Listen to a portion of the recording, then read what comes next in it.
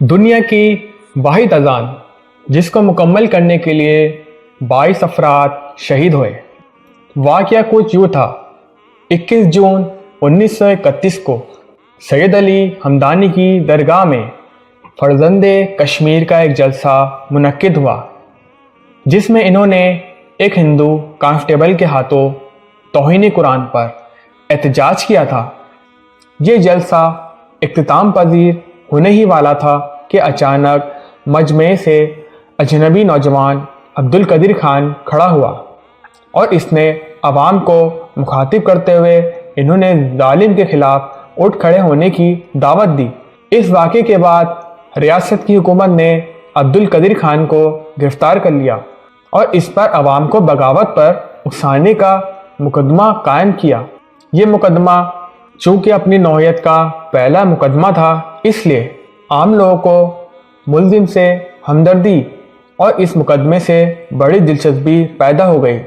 13 جولائی 1931 کو central jail Kashmir میں عبدالقدیر خان پر قائم کردہ مقدمے کی سماعت کا آغاز ہوا۔ اس موقع پر ملزم سے اقوت یکجہتی کے مظاہرے کے لیے ہزاروں افراد جیل کے احاطے کے باہر جمع ہو گئے۔ ابھی مقدمے کی سماعت جاری ہی تھی کہ نماز ظہر کا وقت ہو گیا۔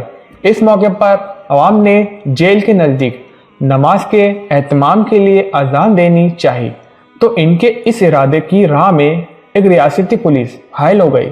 چنانچہ جو ہی ایک نوجوان نے اذان دینی شروع کی تو پولیس نے اس نوجوان کو گولی مار کر شہید کر دیا۔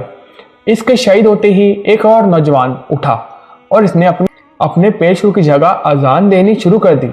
پولیس نے اس نوجوان کو بھی شہید کر دیا۔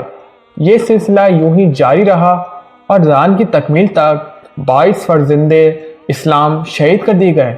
اس ایمان افروز واقعے نے پوری ریاست کشمیر میں آگ لگا دی اور کشمیر میں جدوجہد آزادی کا باقاعدہ آغاز ہو گیا۔ اہل کشمیر ہر سال 13 جولائی کو اس واقعے کی یاد تازہ کرتے ہیں اور اسے یوم شہداء کے طور پر مناتے ہیں۔